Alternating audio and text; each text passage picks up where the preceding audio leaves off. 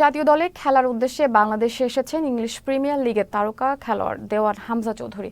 সোমবার বেলা 11:30টার দিকে সিলেট বিমানবন্দরে অবতরণ করেন তিনি এখন থেকে খেলবেন বাংলাদেশ জাতীয় ফুটবল দলের পক্ষে। হামজার আগমনের খবরে তার গ্রামের বাড়ি হবিগঞ্জের বাহুবল উপজেলার স্নানঘাট গ্রামের সবার মধ্যে উৎসবের আমেজ বিরাজ করছে।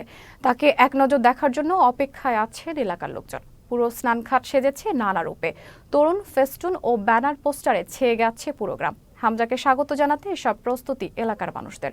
দেওয়ান হামজা চৌধুরী হবিগঞ্জের বাহুবল উপজেলার স্নানঘাট গ্রামের বাসিন্দা দেওয়ান গোলাম মোর্শেদ চৌধুরী ও রাফিয়া চৌধুরীর ছেলে। হামজার জন্ম ইংল্যান্ডের লাফবোরো শহরে। খেলেন ইংলিশ প্রিমিয়ার লিগের ক্লাব লেস্টার সিটিতে। জানা গেছে সোমবার গ্রামের বাড়িতে সময় কাটিয়ে মঙ্গলবার ঢাকার উদ্দেশ্যে রওনা দেওয়ার কথা রয়েছে তার। আমরা স্নানঘাটবাসী অত্যন্ত আনন্দিত, যে আমরা অত্যন্ত প্রাউড ফিল করতেছি যে সে আমাদের গ্রামের সন্তান, আমাদের গ্রামে আসতেছে, অনেকদিন পরে আসতেছে সে।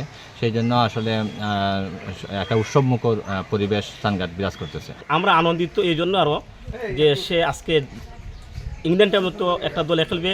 আগামী দিন 2030 সালে সে যেন আমাদের ফুটবল পিপাকে বাংলা সারা পৃথিবীর মানচিত্রে পৌঁছতে পারে, সে সাফল্য আমরা কামনা করি তার জন্য।